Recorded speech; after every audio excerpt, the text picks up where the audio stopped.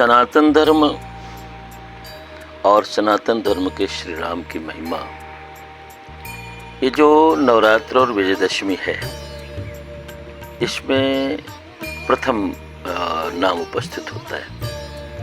पहले साधना करो, आराधना करो, यम नियम संयम प्राणायाम प्रत्याहार दान धारणा आदि करो,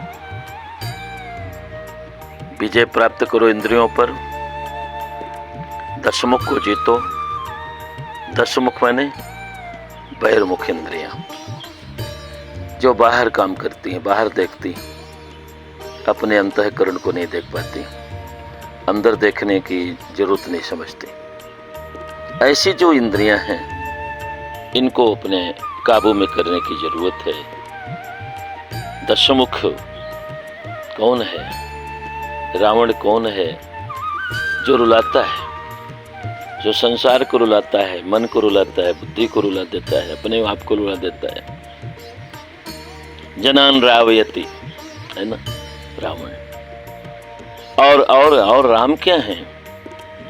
जन जन के हृदय में सुख शांति समृद्धि पैदा करने वाले हैं। जे आनंद सिंधु सुख राशि, जो सुख की राशि है। क्यों राशि है? इसलिए कि उन्होंने विजय प्राप्त किया है। किस पर विजय प्राप्त किया है? दशमुख, 10 इंद्रियों पर। 10 इंद्रियों पर विजय प्राप्त कर लिया, काबू प्राप्त कर लिया है।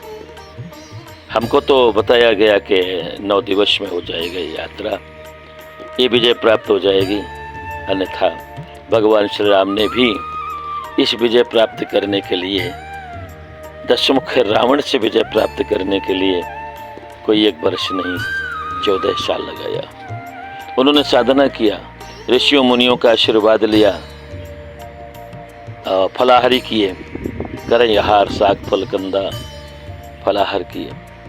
इंद्रियों पर विजय प्राप्त करना कोई आसान नहीं होता है। श्री राम से सीखना पड़ेगा। राम सच्चिदानंद दिनेशा, ये सच्चिदानंद हैं। इनके जीवन की यात्रा को साथ जोड़ना है। हमारी यात्रा में, हमारे सुख शांति में कहीं न कहीं श्री राम का रहना आवश्यक है। श्री राम की लीलाएं, श्री राम की कथाएं, श्री राम की रामायण कहीं न कहीं अपने जीवन को अगर किसी कोने में सुख प्रदान करती है, किसी कोने में मनुष्य को मानवता प्रदान करती है, उस मानवता के किसी कोने में रामायण जरूर है, श्री राम का चरित्र जरूर है। पहले तो 9 दिवसीय माता जी की आराधना, तो ये नवरात्र आराधना और दशमुख इंद्रियों के ऊपर विजय प्राप्त करने का है ना। तो फिर ये नाच गाने, ये डांडिया, ये ऐसा क्यों होने लगता है? ये तो साधना का समय है ना, आराधना का समय है ना। इतने नहीं, साधना आराधना के साथ आप एक व्यवहार क्षेत्र में आप माता जी का श्रृंगार करते हो, माता जी का श्रृंगार करते हो, मूर्तिमय माता जी का श्रृंगार करते हो, करना चाहिए।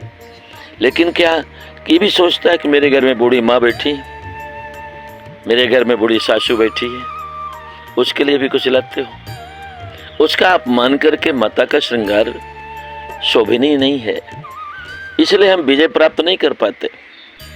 हम तो माता जी का श्रृंगार करते हैं जो मूर्तिमान हैं, जो मंदिर में बैठी, लेकिन जो आपके घर में बैठी हैं, जिनके द्वारा आपको आशीर्वाद प्राप्त होना है, सुख शांति प्राप्त होना है, घर में अशांति खत्म करना है, उसके लिए तो माँ बैठी है घर में, बूढ़े लोग बैठे हैं घर में।